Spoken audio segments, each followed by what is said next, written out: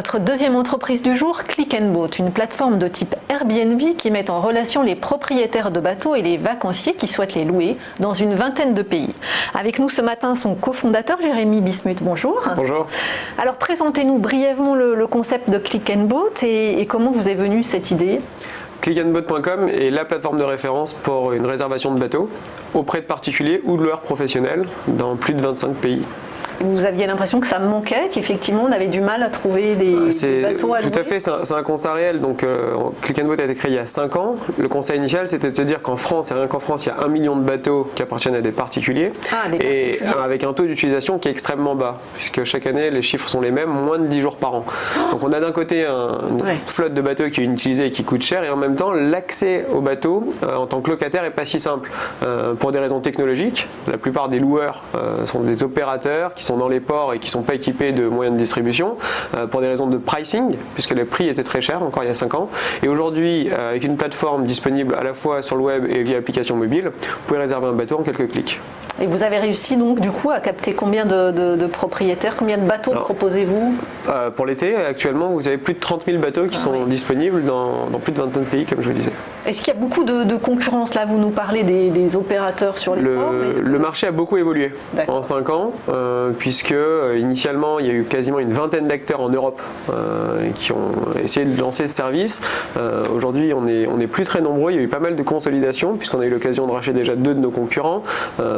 Et puis surtout, c'est un marché qui a besoin d'une taille significative importante.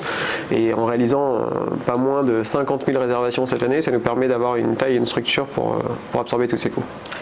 Alors vous nous l'avez dit, il y a à peu près 30 000 bateaux qui sont loués, mais c'est quel type de bateaux? C'est des voiliers, des bateaux à moteur, des petits bateaux, des gros bateaux? C'est important de comprendre que sur Click & Boat, l'objectif est de proposer tout type de bateau, pour tout type de budget, tout type d'expérience. Justement, si vous étiez en métro ce matin en arrivant vers vos bureaux, vous avez peut-être croisé une affiche, donc notre récente campagne dans le métro, c'est précisé, c'est avec ou sans skipper. Les premiers bateaux commencent, on va dire, à aller entre 4 et 5 mètres, ce sont des petites embarcations qui permettent de passer une journée, une demi-journée en famille, des amis, pour se balader, faire un tour dans l'eau, rentrer. Mais on a des bateaux beaucoup plus grands, avec équipage, avec skipper, capitaine, hôtesse, enfin, tout ce qu'il faut comme service. Donc des catamarans, des voiliers, des goélettes en Turquie ou ailleurs. Donc on va de 4 à quasiment 50 mètres. Les premiers bateaux coûtent moins de 200 € la journée et on peut monter sur des budgets bien supérieurs. Et aujourd'hui, la demande, elle est plus sur les petits bateaux ou sur les gros? On a vraiment 2 activités. Vous avez une activité qui est quasiment une agence de voyage spécialisée bateau. C'est-à-dire qu'on est au mois de janvier, tout début de l'année, vous anticipez vos vacances comme si vous alliez louer une villa pour les vacances. Et là, vous allez habiter dans le bateau, donc c'est vraiment votre lieu d'habitation. Et là-dessus, on est sur un panier moyen autour de 3 000 €. On s'y prend à l'avance, on va vivre sur le bateau.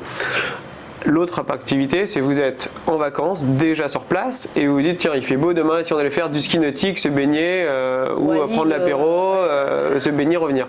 Bon, très bien, mais dans ces cas-là, c'est en dernière minute, c'est une application mobile que vous avez dans la main, et en quelques clics, vous réservez. Donc il y a vraiment 2 métiers, il y a 2 activités, et tout ça ensemble sur la même application. Et alors, où ils se situent ces bateaux de manière géographique? Quelle est la carte de votre présence? Alors, le bassin méditerranéen est le cœur principal de la flotte, puisque ça représente quasiment 20 000 des 30 000 bateaux proposés. Et sur les autres zones de navigation, on trouve les Antilles, les Maldives, les Seychelles, les Caraïbes, les îles Vierges britanniques. Énormément de destinations, mais qui sont beaucoup plus exotiques. Et la durée moyenne de location que vous aviez, il y a deux... Sur les 2 métiers, il y en a un qui est plutôt à la semaine, plutôt à la journée, exactement, sachant qu'il est possible également de louer même à l'heure ou à la demi-journée. Et alors, qui sont les propriétaires des bateaux? Ce sont des particuliers ou plutôt des professionnels? Ça dépend des pays. En France, on est sur un marché où le particulier est largement majoritaire, puisque c'est plus de 80% de la flotte. Et accepte sans souci de louer son bateau finalement. Tout était une question de réunir les bonnes conditions pour ça. Lorsqu'on propose un produit d'assurance qui couvre intégralement le bateau, ses passagers en partenariat avec Allianz, lorsque vous avez des gestions de dépôts de garantie par carte bancaire, un bon contrat, tout ce qui va avec, finalement vous levez les freins et progressivement on est passé comme ça de 100 000 aujourd'hui à plus de 10 000 bateaux de particuliers rien qu'en France. Donc ça, c'est ce qui nous permet d'avoir cette activité de particulier. Mais vous avez des destinations comme la Grèce, la Croatie ou les Antilles, sur lesquelles les loueurs professionnels sont largement représentés. Et dans ces cas-là, on a donc deux typologies pour répondre à votre question, des particuliers, des professionnels, et c'est essentiellement dépendant des destinations. D'accord, mais les professionnels travaillent aussi bien avec vous que les particuliers finalement. Oui, tout à fait, puisque finalement aujourd'hui c'est une plateforme sur laquelle on peut trouver toute solution pour louer un bateau. Et alors qui sont les loueurs? Qui les loue? On est plutôt sur des familles, et combien vous avez de visiteurs sur la plateforme? Alors cette année, Click & Boat a enregistré plus de 5 millions de visiteurs uniques sur sa plateforme, puisque c'est une forte croissance d'année en année, puisque c'est pas qu'en France, je vous le disais, le marché français représente même pas 50% aujourd'hui du chiffre d'affaires de l'entreprise. L'Espagne, l'Italie, l'Allemagne, l'Angleterre, les États-Unis sont des marchés très forts chez nous avec une forte croissance.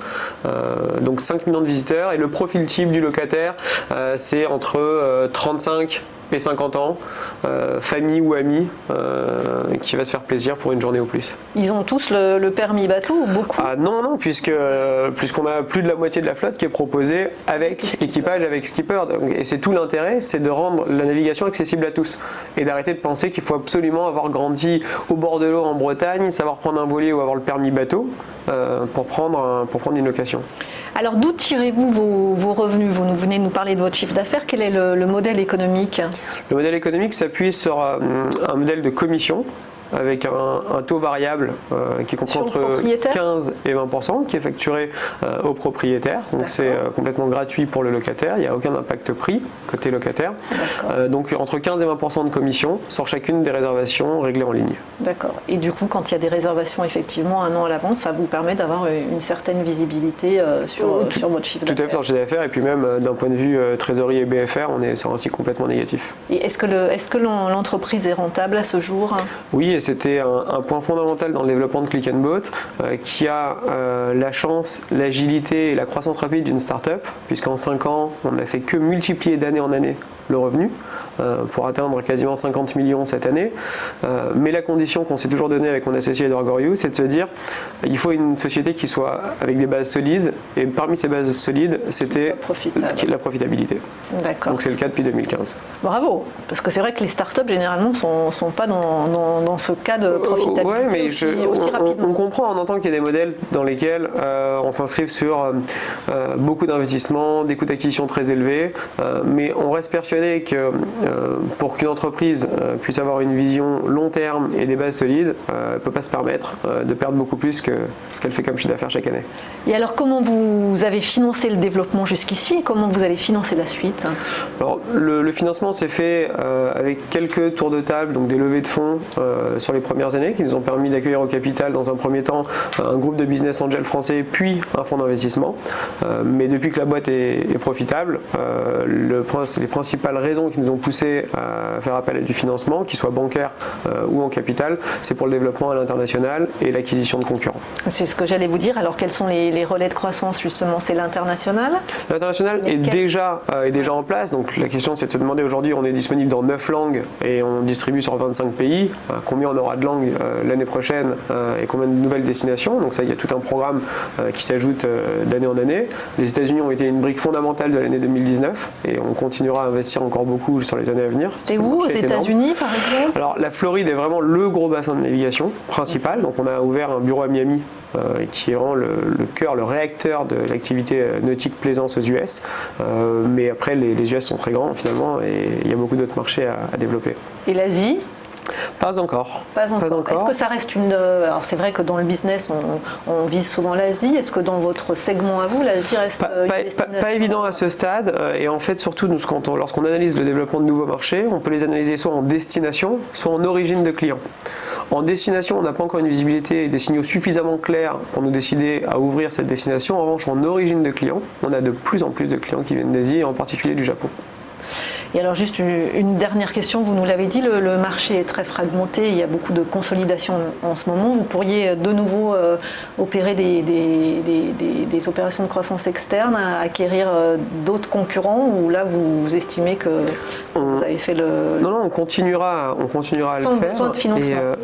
Ça dépendra des cibles et des opérations, mais on continuera de le faire parce qu'il y a un certain savoir-faire chez certains opérateurs qui sont historiques sur le marché, qui ont besoin d'une approche digitale pour se renforcer, qui sont sur le marché en tant qu'intermédiaire assez classique, presque un courtier, un broker, qui ont besoin de digital, en particulier à l'étranger.